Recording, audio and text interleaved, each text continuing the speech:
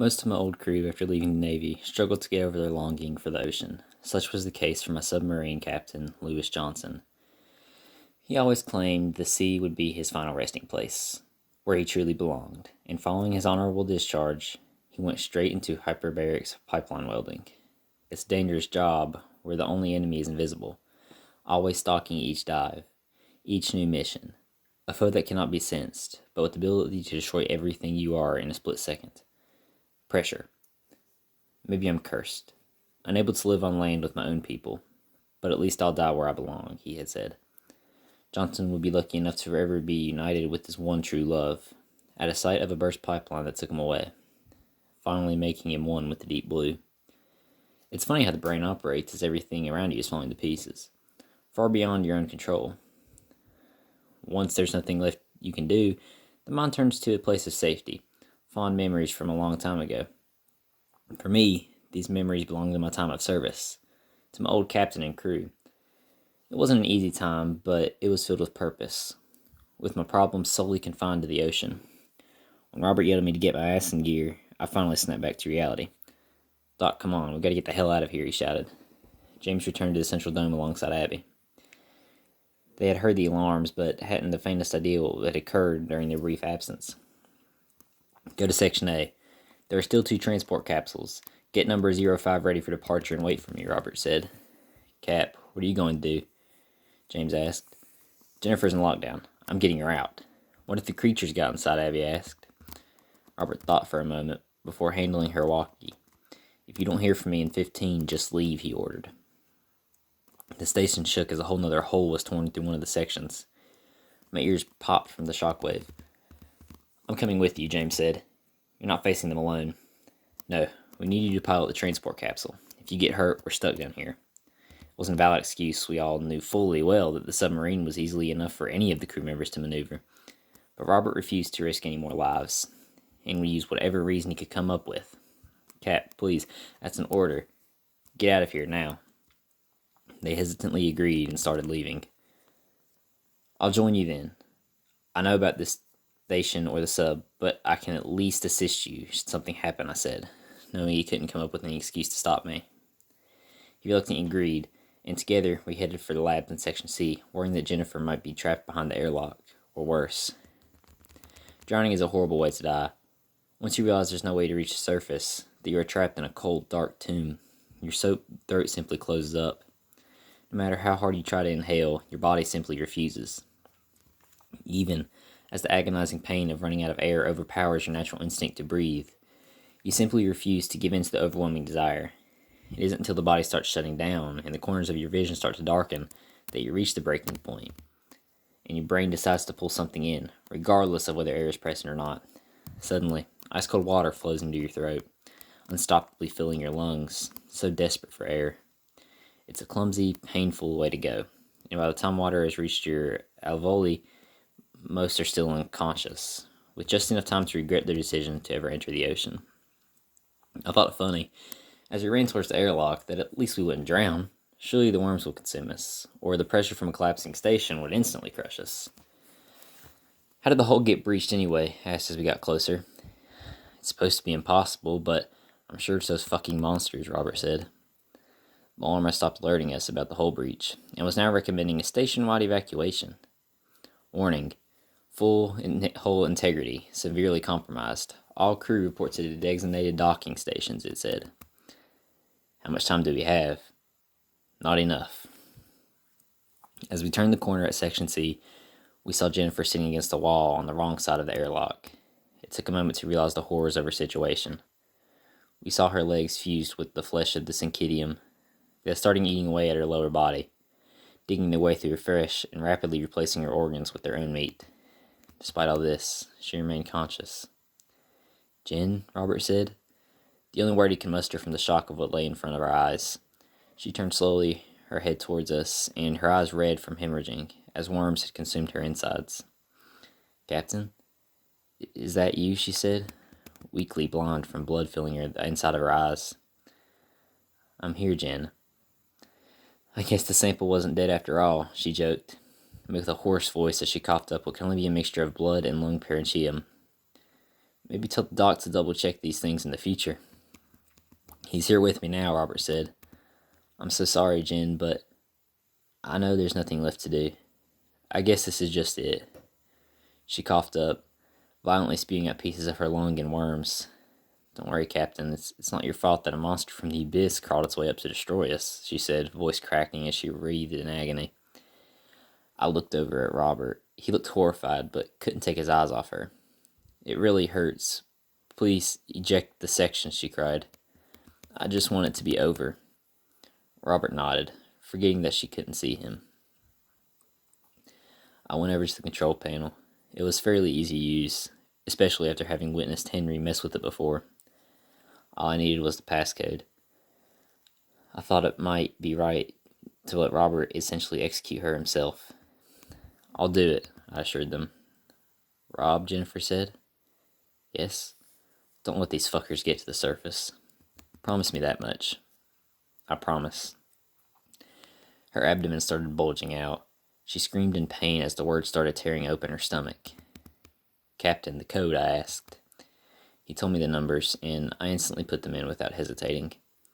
Years of watching people suffer a prolonged death, knowing that we could do nothing but pointlessly extend their lives, had desensitized me to pulling the plug.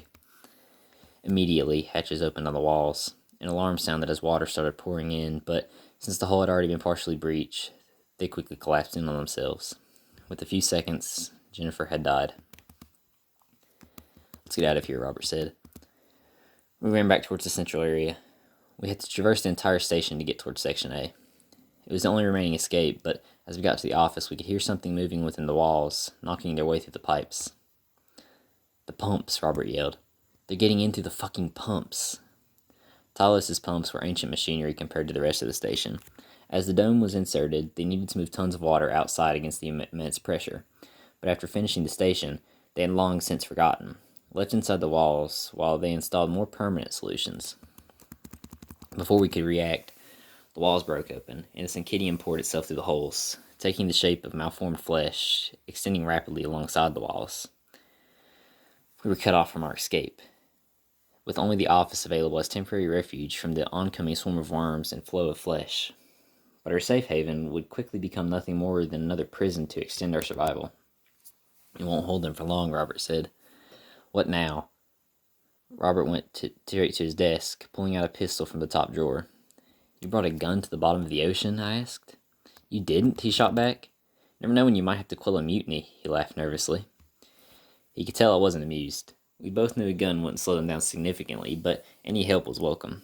He continued to rummage through the closets in the room, eventually pulling out 2 unused hazmat suits, just like the one I'd used while inspecting Mike.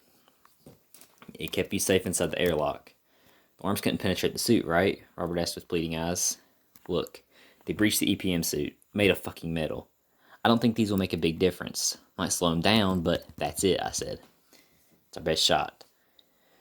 The worms had started to pile up on the door, forming a contracting mesh, slightly cracking the glass. It's now or never. James better have that damn sub ready to go. Robert said as we got into the chutes. He fired a shot, not at the door, but at the tempered glass beside it, shattering it to a million cubical pieces as we jumped through. I stumbled to the ground, a few worms getting onto my hand as I stood up. Robert pulled them off me and shoved me forward. We spurted for the entrance to Section A. We were far faster than the worms, but they had formed a mesh covering most of the ceiling and dropped down to each of us before we each took a step. Another hole in the wall burst open immediately above the airlock towards Section A, causing another slump of meat to land in front of the door. Shit, Robert yelled as he instinctively pulled his weapon. He fired at the mass on the floor. I froze in place as the worms disintegrated from the bullet's impact, reforming, hastily crawling towards us. I tried to turn away and run, but I didn't react in time. To my surprise, the worms completely ignored my presence and headed straight for Robert, pouring onto him from all directions, pulling him to the ground. He screamed in agony as they formed around each his limb, making him unable to fight back. I hurried towards him and tried to pull them off, but for each worm I removed, 100 more joined in. Within seconds, they managed to tear a hole into the armpit region of his suit. They immediately wriggled themselves into the hole. I tried desperately to pull him up, but he shoved me away when he realized there was no any hope left for him. Get out of here, Doc, he gargled as blood started to fill his lungs. I didn't even hesitate. Shamefully, I ran for my life while Syncytium was too distracted by consuming Robert. No matter what I had done, he was already dead. The hallway narrowed drastically as I once took more to return to Section A. I frantically tried to input the code to close the airlocks. It took me 2 attempts with shaky fingers to get the code correct, but with the second the door sealed, I was once more separated from the abomination on the other side. "I'm so sorry, Robert," I whispered to myself. The central dome finally gave way in under the pressure. Massive streams of water quickly collapsing the ceiling. The station pulled apart, and the central power was annihilated under the flood. Plunged into darkness and silence, I ventured farther through the docking station. While each section of Talos supposedly had their own backup generator, for some reason it hadn't been activated yet in that section, making it hard to navigate through the narrow labyrinth of hallways. "Can anybody hear me?" I called, my voice echoing endlessly. I bumped my head as I saw a light appearing in the distance. James came running towards me, holding a flashlight. "Doc, are you still with us?" "Thank God," he said, his joy quickly fleeting as he realized I'd come alone. "What happened? Where's Jen? And the captain?" I just shook my head in response. No words could convey what had happened in the dome, and their absence proved enough about their unfortunate outcome of our futile escape attempt. "No time to worry about that now. We need to get out of here. The capsule is just about ready to leave. We only need to get Henry to figure out how to get the power back on." When he arrived at the docking station, I was relieved by the increase in ceiling height, if only ever so slightly. Henry was busy at work on the control panel, trying to figure out where had cut the power from the backup generator. Abby standing behind him with a flashlight. "God damn it," he yelled. "Something is torn away from the backup generator. Not sure how, but I'm sure I know what fucking abyssal demon spawn." He sighed. "Between the lack of power and damaged hull, the sub can't release from the station. Essentially, we're stranded here." None of us spoke a word, trapped in a tin can 20,000 feet below the surface with no transport. After what felt like an eternity, Henry finally broke the silence.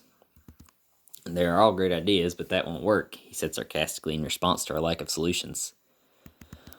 "Well, do you have any ideas then, genius?" Abby asked. Henry sighed. "As a matter of fact, I do." He walked into the capsule and started messing around with the electronics, eventually pulling off one of the panels. "There are 3 batteries powering this sub, and the way I see it, I could take one out, and it should still have us enough power to get us back to the surface." "Us?" "I need to connect the battery to the airlock," he continued as he pulled away from them out from the capsule. "Then I'll override the door. It'll blow open from the pressure, and the resulting wave of water should forcefully eject the sub." "What about you?" Abby asked. "Well, someone has to stay behind to follow through in this plan." "Let me do it then," James interjected. "No, you idiot. One wrong connection, the door fries, locking forever. I'm the only one with the expertise. There has to be another way." "There isn't. Trust me." James and I looked at each other, both wanting to speak up, but neither able to come up with an alternative solution. Henry went back into the transport capsule and sealed the panel shut again. "I wish you all were smarter. Maybe one of you could have stayed behind," he said, as sarcastically as ever, but for the first time with the slightest smirk on his face. "Thank you," I said. "Yeah, well, time for you to go," he said as he shut the door to the capsule. We watched as Henry walked away for the last time, ready to face his fate. An asshole to the bitter end, but one with a kind heart. Like his other perished crewmates, he would forever remain at the ocean basin, never again witnessing sunlight. Time went on forever, while I waited for the wave of water that might just as likely crush us in an instant. With a ton of luck, we'd be ejected from the station, and from what we could reach to the surface. It would be the most violent takeoff in the station's history, but also the last.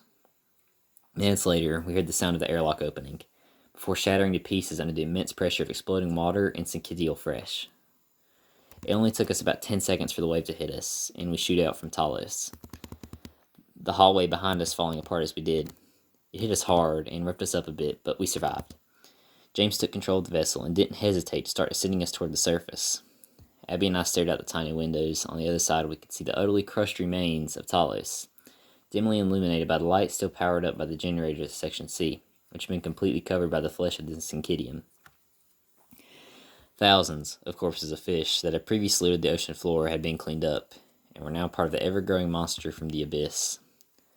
A wave of relief washed over me, with my heart calming down for each foot in our ascension. I no longer felt the need to constantly look out the window. The world outside was dark, and whatever life once remained down there had been consumed, alongside my longing for the ocean. Once we reached a depth of 5,000 feet in the middle of the midnight zone, we managed to establish contact with the USS Orion and called for an emergency evacuation. They were quite the distance away, but by the time we reached the surface, they would pick us up. I'm quite curious as to what happened in the depths. At 3,000 feet, the first ray of daylight greeted us with the warm sun. The ocean started filling up with peaceful life. Fish thriving in the waters, completely ignorant to the horrors that existed directly below them. The vast darkness turned to calming blue, and for the first time since being hired for this mission, I felt safe. Before long, we breached the surface and were greeted by a team wearing hazmat suits as we boarded the ship. We'd been unable to alert them to the situation. All they knew was that a potential contagion existed in the depths, one we knew we could have brought back with us, so understandably, they locked us up in the sickbay, isolated from the rest of the crew. For 72 hours, they picked and prodded at us, taking multiple blood samples and even a CSF probe. After they all returned normal and no sign of sickness was apparent, they left us into more comfortable living arrangements as we set ashore. After being released from the sickbay, I hardly saw James and Abby. They spent most of their time in their rooms, only coming out for the occasional interrogation. Headquarters were incredibly curious as to how a state-of-the-art installation suddenly collapsed, as we had absolutely no proof of the events that had transpired. They needed someone to blame, but as part of the CDC and not the original Talos crew, I was safe from prosecution. All that was required of me was to sign a non-disclosure agreement, one I'm breaking now to warn you about the horrors of the abyss.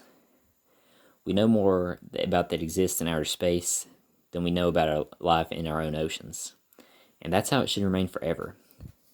These creatures, the Syncytium, they can't be killed.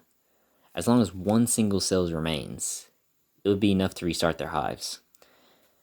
I fear that with the consumption of Talos, they have learned about life on the surface. Now that I'm posting this, I'm heading for the Center of Disease Control.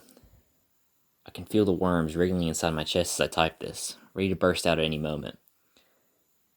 I guess the suit didn't protect me after all. I hope James and Abby are safe. I hope that they get a second chance at living a happy life. I'm so sorry for all of this, for what we awoken, and for what's to come.